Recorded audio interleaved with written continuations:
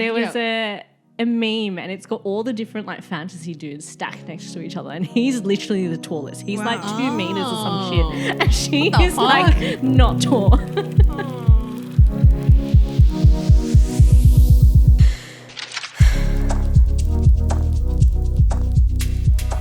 Hi and welcome to Love at First Plot, a podcast for all romance books. Whether you're into enemies to lovers, second chances or forbidden flings, we've got your next book boyfriend lined up. I'm Jess. I'm Hannah. And I'm Lynn. And today we're doing a recap episode of Quicksilver by Callie Hart in prep for the release of Brimstone, which is coming out on the 18th of November. Yay! This is the book. For those of you that are listening and can't see, I'm holding up the special edition. Is it a special edition? It's just the hardcover with like the silver sprayed edges.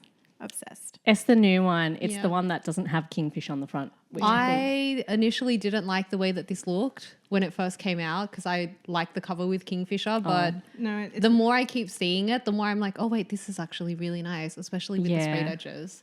I think the new version's more timeless. Like it's a little bit plainer, but I really like that. Whereas I think the old one, I was like, oh, Kingfisher looks really intense. I don't like it. A lot of people didn't like it. And they describe the tear. You know how he's crying? Yeah. People call it the cum tear. Oh, no. Yeah. I've been on Reddit. I know. Yeah, the positioning and stuff, like his hands are holding his neck and he's got like the whole like neck plate thing on there. And I'm like, in my imagination, it's sexy. In drawing, I'm not into it. Okay, that's fair. Fair. So yeah, this is a book recap. Basically, we're going to deep dive into it as well. So kind of expect the first little bit to be non-spoiler and then we will give a clear warning when it is a spoiler section. It's probably not as deep divey as the other ones that we've done though. It's more of a... You say this now, but I think this is going to be a deep dive. I think it's going to fully turn into a deep dive. I don't know, man. So just like a quick overview of what the book's about. So the Quicksilver's a romantasy, dark fantasy with enemies to lovers, romance, gritty world building, political intrigue, and central emotionally intense romance. The book is by Callie Hart, who is a New York Times bestselling author known for dark romance. Quicksilver is the first book in her Fae Alchemy series and is a romantasy debut that blew up on Book Talk. It was huge. I can't believe this is a debut book. I didn't realise. Yeah. Did this start off as an indie? Yes. And then it blew up as because of traditionally published. I think I read it. I hopped on when it was blowing up. Yep. Yeah, and I think it was still indie then. Yeah, and then this was, again, I think I've mentioned this in a previous episode, but this is one of the books where I would log onto Instagram and like go through people's stories and everyone was reading this. Yeah. I do remember people, that. Yeah, people that I didn't know like to read, like they were picking up this book and reading it. It was big. You have a fun fact. I do. Callie Hart has actually been in Australia. We're saying this month. Sorry, I think this episode might be released in a few days or a little while from now. Towards the end of the month.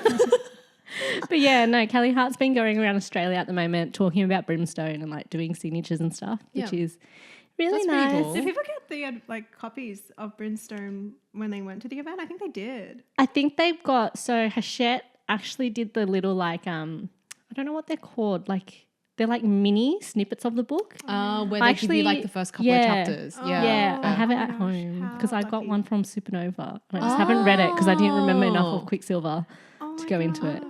I want it. I'll bring it for you next time. So the second book is called Brimstone. It comes out on the 18th of November. Yeah, which is really soon. Obviously, Callie Hart's going around now advertising it. I don't think it's a spoiler, but the only thing I can tell you is that I think Brimstone is actually one of the alchemy elements. Yep. Because there's a moment in the books when they're referring to all the ingredients and it was like salt, water, Quicksilver, and then Brimstone. Yeah. But also, this isn't a duology, right? This is it's a series. Yeah. What's the rest of the book's going to be called? Yeah, see, they think it's going to be salt water. It's not going to be salt water. I'm joking. No, but like that was seriously one of, because we saw Quicksilver and Brimstone pop up in that list. People thought that the other items in that list would be the other book titles. No, salt and water and flour make bread. Yeah. Sourdough is the next book title after Brimstone. Guys, do you remember what your ratings were for this book? Oh, yeah, I do. Yeah. I think I probably rated it as 5 stars. Oh. Yeah. That's high. It is high. No, I'm telling you, I loved this when it came out. Yeah. I think upon rereading, getting into it again for this recap, I think I don't know if I'd still rate it like 5. It might be a 4.5, but Okay. it had That's really high. good moments. Yeah, it is high because I think it had really good moments. Upon reflection, I think it has some things that could be improved on. Okay. The first half of Quicksilver for me was a 3.75. By the end of the book, after everything that had happened in the second half, I ended up giving the book a 4. Nice. Yeah, I think mine sits at a 4 as well. And it's probably similar. The first half of the book, more than the first half of the book, is pretty slow going. Yep. It's like really world building fantasy stuff. I love that though. I was immersed like from the beginning. Okay. I was in there. Yeah. It was a bit spaced out. But the last half, really good. But no, I kind of think this might be the type of series where the second book is going to be better. Yeah. I think so. And that's usually the thing. I think we predict that for a lot of fantasy books in series. Like the first book, you kind of get into it. And then the second book, you really start expanding on the world, learning the magic lore, like everything to do with it. And I think that always becomes more interesting. Which is so weird. It is weird. Yeah, because usually, like back in the day, when I was younger, I feel like the first book was always like where it's at, and then it progressively gets worse, like movies. Yeah, I agree. I totally get that. But I think, I don't know, maybe the writing, like it's just different now, the way people are plotting out their books. It's almost like they're plotting the series before writing rather than just like writing the first book, then having to do a sequel because everyone liked it. Yeah. That's true. What I'm curious about in the second book is where the romance is going to go. I will say some things later in the spoiler section, but I'm curious about how the romance will be set up in the next book. All right.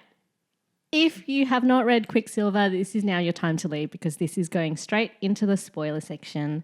We're going to do a small recap.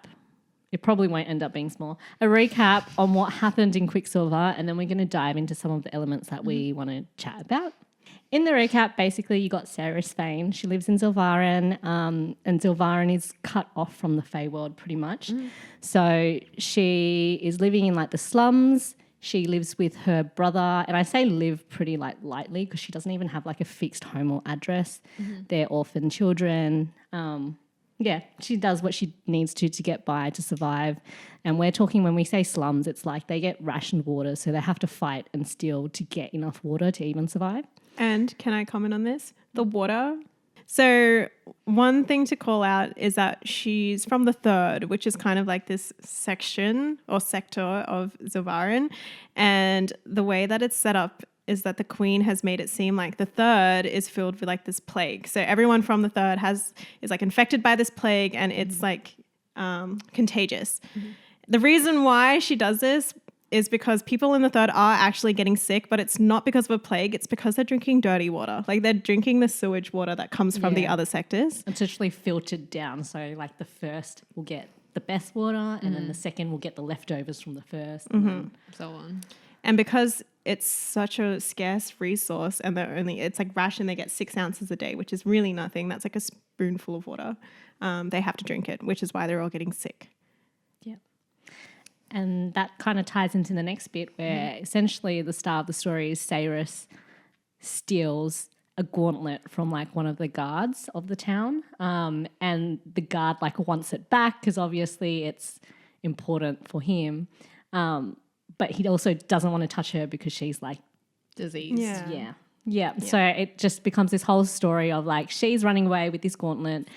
It's punishable by death, but she manages to take it into the Third where no one wants to touch it because it's like punishable by death. Yeah. And so that kind of starts off the story. And then from there, essentially she does get captured because of her brother.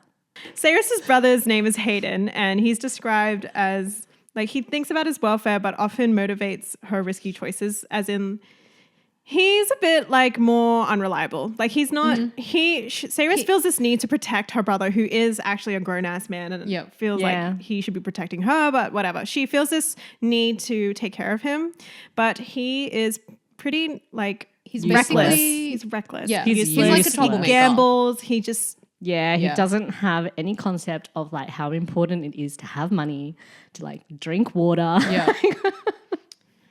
He's pretty useless. So Sarah is trying to look after him unsuccessfully, I feel like.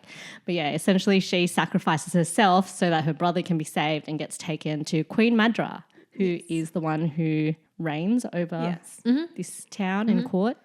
Like scuffle happens. Sairus unlocks a pool of Quicksilver. So Quicksilver has been frozen for like 1,000 years. It's like this solid element, but the moment she touches it, or she touches it with a specific sword, she actually unlocks it and it turns into a pool that can transport her to other worlds. And who comes out of it? Kingfisher. Yes. I want to call out that she actually refers to him as Death in this scene. And she's like, wow, Death has come to get me himself. Yeah. Because she thinks she's dying at this point. She's been like tortured.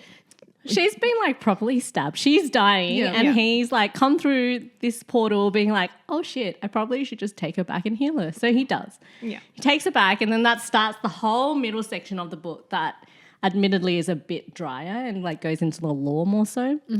So this is where you meet Evelyn, who is... Wait, should we say that this is like she enters the Fae The realm? world. Yeah. I like probably should have written notes. Jess is like, I'm just trying not to forget all of this stuff. I just need it to come out. Actually, so much stuff I'm realizing now. Yeah. So he takes her to the Quicksilver to The Fae world. the Fae world, realm. essentially. The other world. I feel like there's more than just Fae, but the Fae world. Yes. And I think it's called Yvalia. I think that's the name of it. I don't know how to pronounce it properly. Yvalia. Yvalia. Yeah. That's okay, yeah. So she wakes up with Evelyn. But really what happens, she's in this new world. She doesn't know where she is and she doesn't really know like what the rules and stuff in this world are, because in her world, in this like Zilvarin, they didn't really have any idea that the Fae realm was still existing. But the people in the Fae realm do know that the human world exists. So the king of the Fae realm, he's totally aware of what Queen Marjorie is doing. And I have a feeling that Marjorie knows about the Fae realm, but no one else really does. So you can imagine from Sairus' point of view, she's like, what the fuck is this? Yeah. So she's being nursed to health. And as she's being nursed to health, you also start to get more and more information about the Fae world and the whole lore of the world. So the fact that they've been at war for the past 1,000 years, the fact that Quicksilver has basically been a dead element this whole time, so they've been unable to travel to any other worlds. Sairus and Kingfisher, right? Their story really begins because they make a bargain. And so he finds out that Sairus has some sort of connection or control over Quicksilver, which is what he needs in order to survive, because we learn that he's actually slowly dying because the Quicksilver is like killing him from the inside out. And so he needs Sairus to help him create some relics to control the Quicksilver so that he can avoid slowly dying. And then in return, Sairus will get Fish's help to kind of help her survival and help her save her brother. So that's kind of the bargain that they make. And so they end up working together. Actually, a little bit more than that. I think at that point in time at the start, Kingfisher actually knew he was going to die because of the Quicksilver. So the idea was that Sairus would help build all the relics and forge weapons and rings and whatnot to help his people defend against the enemies in the war. And we get this whole thing of like, you know, alchemy is this magical power where people can control the Quicksilver and forge and all that kind of stuff. And it's been dead for 1,000 years. Like no one knows how to do alchemy anymore. No one really has that power. But then Sairus comes along and she secretly does. So for a good portion of the book, this is where she's learning how to use the Quicksilver. So she's using all the things she learned at the forge back in Zilvarin, and none of those methods work.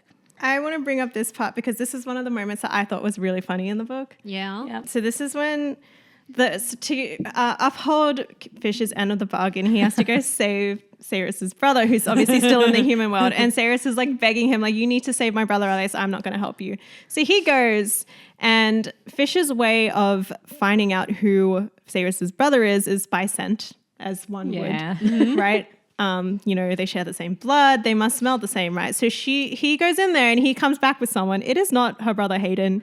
It is Carrion Swift. Yeah. Carrion Swift. Yay! Which is really awkward because at this point of the book, we see that there's some sort of like chemistry or tension between Fisher and Sairus. And he brings back the guy that she slept with like a while ago. Yeah, it's not actually that long ago. I think it was like 3 weeks ago. They mentioned at one point. And he still smells like her. So that sense of smell is strong. Can I add another thing? And I feel like this was actually the big thing that gave away like Kingfisher's interest in her. But because of this, the moment Kingfisher realized, he asked his like water sprite servant people to like go clean Carrion. And Carrion was made to have this bath with this moss that like eliminates the scent, and apparently the water sprites like help scrub Carrion down, and Carrion was like, oh, like they're cleaning me with moss, and it turned into this whole thing. When really it was just Fisher getting rid of her smell, because I think he realized that, you know, it's not her brother, she just slept with him. It's so funny when you read it though, because he basically got a hand job. But he enjoyed it. Yeah, Carrion doesn't care. He's like, they had great boobs. Carrion reminds me of Tharian from Crescent City. It's kind of totally like the same fuckboy. vibe. Yeah, Carrion's giving fuckboy. He 100% is one though. He like flirts and like will sleep with anyone in the book. And he's also like royalty. Yeah. Spoiler, he is royalty. But it's funny. There was actually a point in the book, and I don't remember where it was, but one of the guys in the book was actually pitched as like, oh, Carrion would like sleep with you. And he's like, actually, yeah, maybe I would if you're interested. So I'm like, wow, Carrion's really like fluid. I think Carrion by the end of the book was one of my favorite characters. Oh, easily. One of my favorite characters. He's like the comedic relief, but also I think there's a lot more, and I'm very excited to see where he goes in book 2. Yeah. Because I think in book 2, Carrion and Kingfisher have to go back to Zilvaran. I think they have to go back to Zilvaran to do some stuff. So I'm hoping for like some kind of bromance type situation to happen there. It's a bromance would be good. A bromance, even though I think Fisher definitely hates Carrion, but I reckon Carrion's gonna grow on Fisher so much because Carrion grew on. I think Carrion grew on everyone. In the book. Yeah, it's kind of funny. So when I did my reread of this, which I did recently, by recently I meant on the train here, at the start of the book, I remember not liking Carrion because it was so annoying. But when I started listening to the audiobook, I think the narrator just presented it really well, and I was like, I'm in love with him already. He's so good of a character. His cockiness is entertaining. Yeah, I agree. And I liked it. I never found him annoying. And I was like, it was like the cherry on top at the end of the book when we find out that he's actually like the heir to the throne. Yeah. And I was like, yes, my man has plot armor now. We're going to get more of him. Yeah, there's going to be so much more of him. So essentially, Carrion comes into the story, gets his clean. We continue with like the story, gets his clean. We continue with the middle of the book where again, Sayrus is still learning her powers. At the same time, she's getting more and more glimpses of the war itself. So she's actually transported to the war. Like at the war camp. So she's seeing exactly what is happening. And that's when we find out that across the river is where the enemies are, and they're actually all vampires with the head of the vampire, Malcolm. Malcolm is described as like millennia old. So like he's really old. He's old. Yeah, but I'm like, I don't know. I always find it really interesting when characters are this old, but the way they think is still like the same as everyone else. Yeah, that's true. See, and that's one of the plot holes. Yeah. I think. And then that's what I was kind of saying earlier. Like there's a lot of, not a lot, but there's criticism online about this book having a decent amount of plot holes, which makes it hard to kind of create theories or to like be serious about the book. Yeah, because there's a few things like that. Like, what's his name? Kingfisher, Everlane, like quite a few of that gang is actually 1,000-year-olds. Yeah. And it's like, oh, at 1,000-year-old, would you still give a shit about certain things? Yeah. But it's fiction. We don't think about it. No. So anyway, we find out that vampires are actually the villains of the story. And this lake that they have, every time it freezes over, the vampires will attempt to cross. And so the war that happens is that they need to break all the ice every single time it happens. And it's happening more frequently, and the vampires are getting closer. That's more or less the key of the war. The other thing to note too with the whole vampire hierarchy is like Malcolm is top. He can turn anyone he wants if he wants to.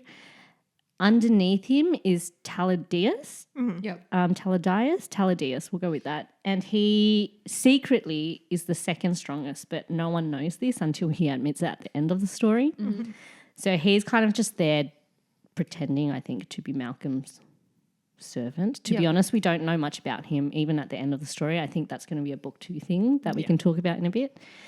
Everyone underneath that, so other than Malcolm, no one else, Malcolm and Taladius, can actually change anything into a vampire that's not a zombie.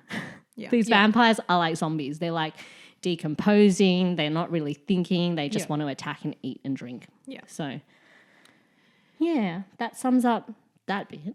We obviously meet a few other characters with all the different war zones and stuff. So you've got Everlane is a key character who is Kingfisher's half-sister. Yep. She's also Bellacon's daughter, the same way Kingfisher is Bellacon's half-son. Bellacon is the king, by the way, of the Fae realm. Oh, they have a lot of sex. Well, I think they do. There's only like 3 real sex scenes in this whole book, and we're talking like it's a 20-hour audiobook, guys. So the spice is spicing. The spice is spicy. What I can tell you in the middle is between all of this trying to figure out the war and trying to figure out the alchemy, the tension is building between Kingfisher and Cyrus. And I actually really loved their relationship, and I like never really knew why until I did the reread and I actually started like pulling out all the nitpicky bits.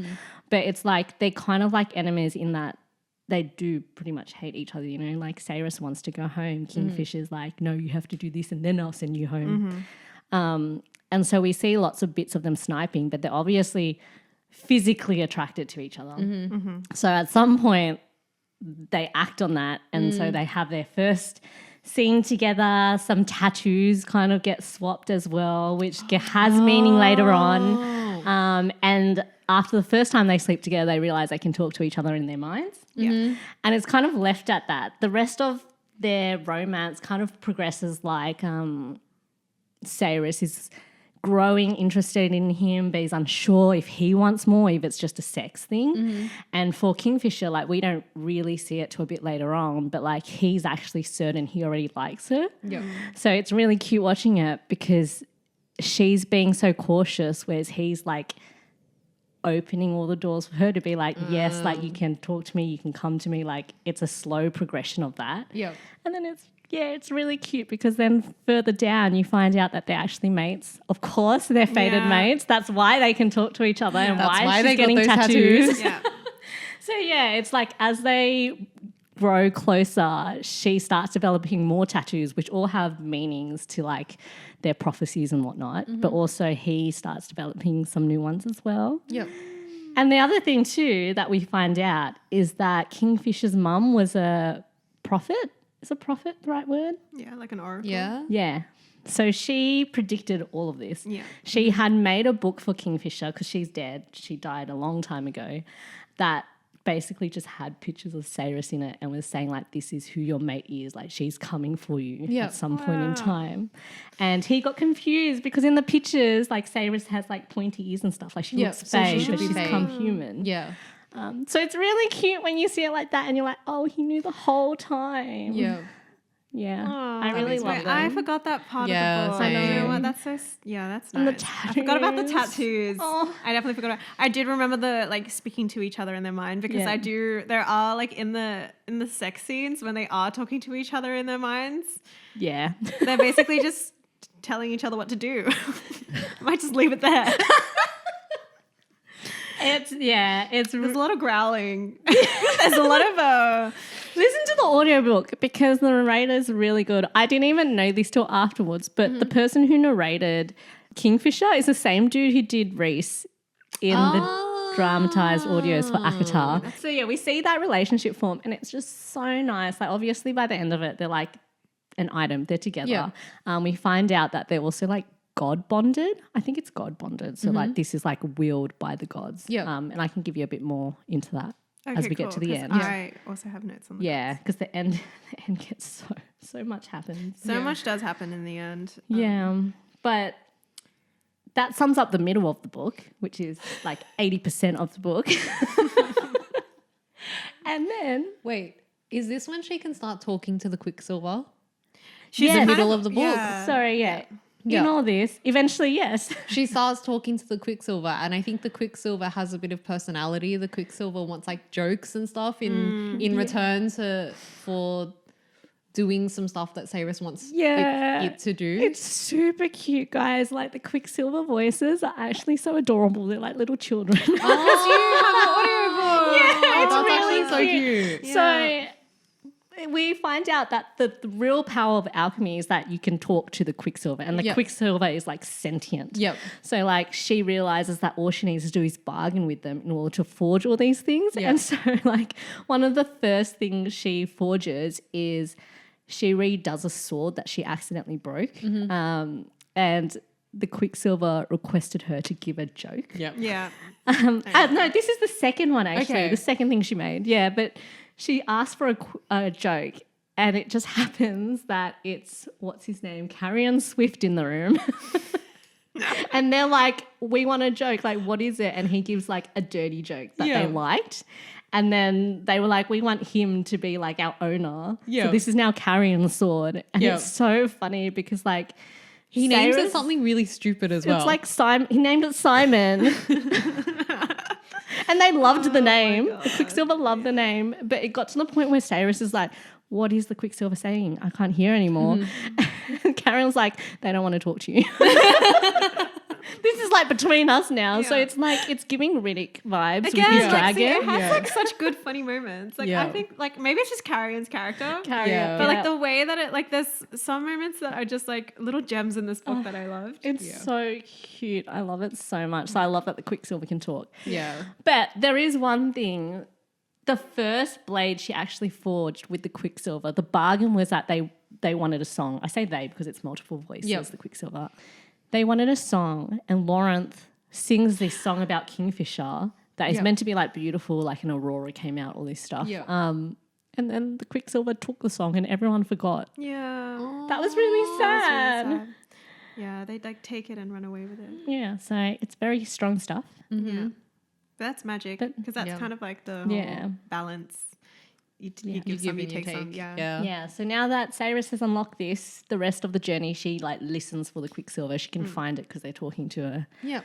And then we get to the last bit of the book, which is the actual war. But the last bit of the story, which is what I just spent the last like 2 hours of my audiobook listening to, is the war. So essentially we come back to that lake and more of the vampires have crossed, and Malcolm comes out holding Evelyn. I don't know how the hell she got there, but anyway, Evelyn's now been bit. So she's in the process of turning into a vampire herself. And so the mission becomes we need to go and save her. Now, our friend Kingfisher decides to sacrifice himself and go over by himself to do it all and like bring Evelyn back through a portal and just like have everyone else live happily ever after. And obviously that's never going to float. Never going to float. So when Kingfisher tries to send Evelyn back, everyone jumps back into that portal to get to where Kingfisher is. And that's where we kind of see the whole labyrinth kind of play out. Yep. So all the truth comes out that for the 1,000 years that Kingfisher went missing, he was actually trapped with Malcolm, Bellicon, and Madra was also working with them. So the three of them were working together for They're in the cahoots. failure of the world, I guess. Yeah. And Kingfisher has been stuck in this labyrinth trying to get to the middle of it to get to like this coin, because he made a deal that like if he could flip this coin and land it a certain way, it would free all the people they had trapped there. And these people were basically dead souls just floating in this place because they were all burnt sitting like up in the stadium and all that kind of stuff. So it's just been like 1,000-year-long torture game. We get through a few different challenges in the end bit. I won't go into it all, but essentially Cyrus in the process nearly gets killed, but she does manage to kill Malcolm at the same time. And when Kingfisher and the others find her pretty much half dying, she's pretty much there. Taladium. Taladius? Yeah. Taladius. You said Taladius. Oh, wait, is that an alchemy element? Taladius comes into the picture and he's like, haha, now that Malcolm's dead, actually, I'm the strongest. I'm going to help you. I'm going to turn her into a vampire. Do you agree to this? Kingfisher's like, yeah, okay, I can save for her. Yeah. So then we find out, this was like so unexpected, but Cyrus, before she gets turned into a vampire, ends up in like the afterlife where she meets the gods that are introduced at the beginning of the book. Yeah, so she gets pulled by the god of chaos, who is Zareth, for a chit-chat, essentially. And he's like, do you want to survive? Basically, what's happened is there's this tree that like sits with all its roots in the Quicksilver, and a lot of the roots are dying, and we find out that each of those roots link to a world. And so as they're rotting, they worlds are basically, dying. they kill off that root and then that world is done. So all the gods are just like, yes, no, like let's just restart the whole world because for whatever reason, this bond between Kingfisher and Saris is like the tipping point. Yep. So it's like if they come together, which they have to come together because it's like God bound, the world will more or less fall apart. Yep. Like the percentage, the odds are that it will fall apart. But the god of chaos decides to take a chance for them to survive because there's a small percentage chance that they can figure it out and make it work somehow. So she's like, okay, cool, let's do that because I don't want Kingfisher to die because everyone's going to kill Kingfisher otherwise. And so she gets pulled back into the world because of that, really, and becomes a vampire. So now she's half fae, half vampire. Did we ever find out how she's half fae? Yeah, we do. So it ties into that whole god thing again where essentially in the plotting, the gods saw that because the end of the world would happen from Saris and Kingfisher meeting, they decided to try and like wrangle them apart. So they were like, okay, she's not fae anymore. We're going to push her into the human world, which is why Kingfisher's mum sees her as a fae. Is. Yeah. Yeah. And obviously they still found each other. So, but also it's kind of funny. The only reason why God of Chaos wanted them to survive instead of reset the world is because his two daughters are obsessed with Kingfisher. Oh my God. Yeah, literally when she wakes up in this afterworld, it's like these two girls there, like twins, and they're like, so tell us, how is the sex with Kingfisher? Yeah. Oh God, this book. It really all does come out in the end. Like, again, like it's just like this funny element to it. I'm just like, what? So this is what? Maybe there's stuff I miss, guys. Call on me if I am, but like... No, but same. Like, I'm one of the girls. I'm one of the girls. So, yeah, it's pretty funny, but that's the reason why she's half fae. But actually, that doesn't really make sense, does it? Because she would have been put into the human world and be born human, right? Is that a plot hole? Yeah, like, I don't know. Probably. And I think that's something that we might get more details in book 2. I think, honestly, that's kind of more or less my big summary that was meant to be short. That was really good. I'm so glad you had that ready to go because mine, like, I was researching, but I hadn't, like, done the reread properly. So I think there were a lot of missing gaps, and I think you picked up on everything that I kind of, like, blanked out on. So much. Like, the only other little thing that is technically not little is that we do involve 2 witches, Talena, and I forgot the other one. It looks like Isabel, but it's not. It's like Ishabel. And there's 2 key things that we need to know about them. So one is that they are in the process of healing Everlane so she doesn't turn into a vampire. The other big thing is that Kingfisher actually has Quicksilver in him. Hannah mentioned that already, but it's like in his eye. Yep. Yeah. And when Saris tried to convince the Quicksilver to leave him, they were like, we can't, we are him. Like if we leave, he dies, we die. Oh, Yep. Yeah. But apparently the queens can fix it. Or not necessarily fix it, but slow it down contain it. considerably. Yeah. So And that was what the amulet was all about, right? Like, that was kind of Something helping. like that. Yeah. But it's not foolproof, and he kind of needs. So we'll see. Maybe, like, Saris's involvement will also help Kingfisher in his long-term survival by controlling the Quicksilver and, I don't know, having some communication or bargaining with him. yeah, there's got to be something there. They're like fated mates now. Like apparently when it's a God-bound fated mate thing, all the stories around them are sad because one party always dies. Yep. So I feel like this could go either way. could. Like, is the book going to lean towards a happy ever after? Which I would say yes, but I'm like, too many books are like that now. I know, but like imagine, and this kind of, the more we talk about it, the more I'm kind of like on board with the theory that it ends up being like a love triangle series, or she ends up with someone else that's not Kingfisher. Because if Kingfisher dies, first of all, if Kingfisher dies, that's a reason for her to find another path. Yep. 2, there's a theory that because Taladius bit her, I'm imagining something like a sire situation. Oh, like a sire bond. Yeah, yeah, sire yeah. bond. Yeah. And she kind of, runs off with him for a bit. Maybe they have some sort of chemistry or romantic build-up. Yeah. Because they have a connection now as well. Yeah, I actually forgot to call out That's it, yeah. Teladius is not the king of the vampires because he was not named an heir because Malcolm never thought he was going to die. Yep.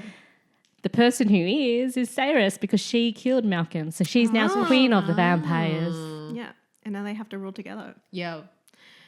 So there's all of that happening in the background. And I think that's one of the, that's what I think is interesting and what I was saying earlier about I'm so curious about where the romance goes in the next book because at this point we know that Sarys and Fisher are kind of at like the strongest point of their relationship where they're like, we're fated mates. Yep. Like we both just escaped death narrowly. Like Kingfisher obviously still has his problems. Mm-hmm. I don't know. I don't think it's going to turn into a love triangle. I actually... Based on the fact that no one loves triangles except me. I wouldn't mind in this book though. I think I actually wouldn't mind. It's almost you like... want something. When they're it's fated. giving like Tamlin and Reese and Akatar. Like don't you... Like it could totally just spin.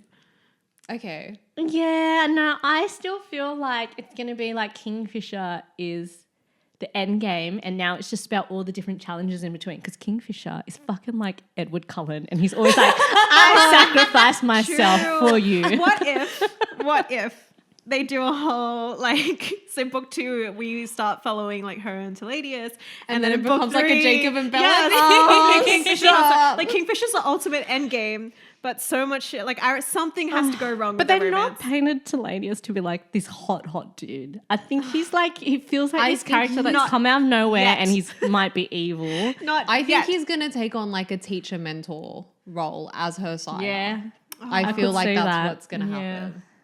Can I call out something though? Yes. Because Kingfisher's also known as the Fisher King, which I found out is linked to Arthurian legend involving the Holy Grail.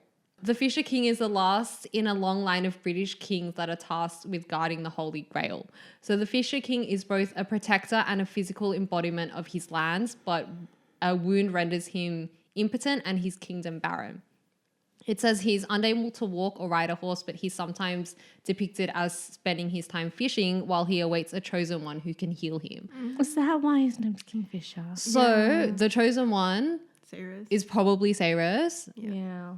And that is, I don't know if she's deliberately done it, but I think that's like something that'll come into play in the second book. Because everyone was like, why the hell is he called Kingfisher? Yeah. Guys, I got on board with it the second book. I was like, okay, I kind of like it now.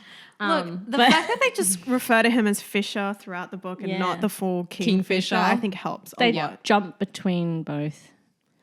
But also, and it's funny because like I knew Kingfisher as a bird and there are actually mentions of birds in the book a few times. Yeah. So I'm like, there's definitely a link there, but I think your link is much more important. I think that's potentially what it is he's like the protector of the Holy Grail, which is essentially his lands, is what Fisher pretty much is he's the sole protector of that land, considering that he was in that labyrinth for like 1,000 years just fighting for his people for a chance of survival. Yeah, that's just some lore that I'm dropping at the end. I mean, I feel like that's theory there. Yeah, the theories are. I think it's there. Yeah. Yeah. Okay, and the last thing I wanted to do is just read out quotes from Kingfisher because I don't think we touched on the romance side of this as much as we could have because there's so much romance in this. Are we talking about the steaming scenes too? Yeah, okay. Yeah. The first one I have, oh, this is so cute. It doesn't matter how long you live, Sarys, you will always be most sacred to me. That one's really nice. That's really nice. It's really cute. And he calls her little Osha. Yeah. Like a little butterfly. Totally am with Sarys here in that I was like, oh, why are you calling me Osha? That means like Osha. Sorry. That means like butterfly and that's like shit. But then when he gives the story of why, how like, oh, like Osha's actually in the mountains, they like come out once a year and it's like people actually go there to protect these butterflies for the one day of their survival and it like gifts them stuff or something, so I'm like, pretty cool. That's actually really nice. Yeah, that's really sweet. So I think Carrion calls her Sunshine or something. Oh no, okay. Yeah, I remember he calls her Sunshine. Yeah. And Kingfisher is like, she's not Sunshine, she's Moonlight, Because she's moonlight, the mist that shrouds the mountains, the bite of electricity in the air before a storm, the smoke that rolls across a battlefield before the killing starts. You have no idea what she is, what she could be. You should call her majesty. Okay, I love this. Is that but when a reading foreshadow? that could be. Oh, stop. Wait, there's so much to unpack here. What? She is a majesty now. Wait, he says you, but he doesn't know that Carrion is also royal. Royalty, yeah, he That's does so that. true. But also, if I was Carrion and I would just called it like some random person Sunshine, and then he comes back to me with this paragraph, bro, I'd stop listening at shit. Like, why is he going on a full monologue here? Yeah, because they're not together yet either, mind you. This is still like they kind of Early hate each on, other. yeah. Yeah, they still kind of hate each other. But do you know what I love between the three of them is that there is a scene where Carrion's sitting there eating a quiche, which they describe as cake because apparently no one knows what a quiche is. Okay. Not even Kingfisher. And Cyrus takes it and starts eating it with him. So they're sharing this quiche. And then literally Kingfisher is like, don't eat his food. Like, stop sharing food. Like, yeah. See, it but we was- need to have Carrion in there so they keep having this Yeah. like tension. So Like, it keeps the tension good. going. Like, I love the jealousy. It's That so was good. my favorite thing. Yeah. Oh, Who wants to read the spicy one? I don't have a spicy one, but I have another one that's more like just romance. Okay, let's do that. Do you want? So Kingfisher goes, I'd know the smell of you anywhere, on anyone. I'd know it blind and in the dark, across the fucking sea. I'd be able to scent you. Yeah. Oh, I love that. Yeah, that That one was a did good me. one. That's a good one. Oh, I didn't have that one saved. And it all just comes back down to the fact that Carrion smells like her. Yeah. Also, he has really OP sense of smell. Nobody will ever fuck you the way I'm about to fuck you, Sarah's Vane. I'm about to introduce you to all 7 gods. When you meet them, don't forget to tell them I'm the one you worship on your knees. Yes. Yes. Bro, Yeah. that was a good intense. one. That is so intense. That's been used for so many audio like clips now for reels. It's just as hot in the book as when you hear the full- clip. Yeah. Full government name, bro. Sarah's Vane. Oh. And it's a big thing too, because he actually never calls her Cyrus till towards the end when he's like basically acknowledged the mate bond, and she's almost there as well. So. Yep. I have one more. I'll be grateful for every second that I can say that I belong to you, Cyrus Vane. 80 years or 18 hours, it doesn't matter to me.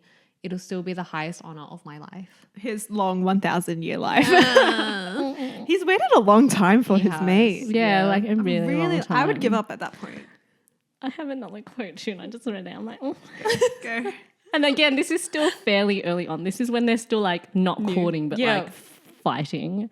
And he's like, I was wrong, you know, you are a thief. And she's like, what have I stolen? Oh, he's hot.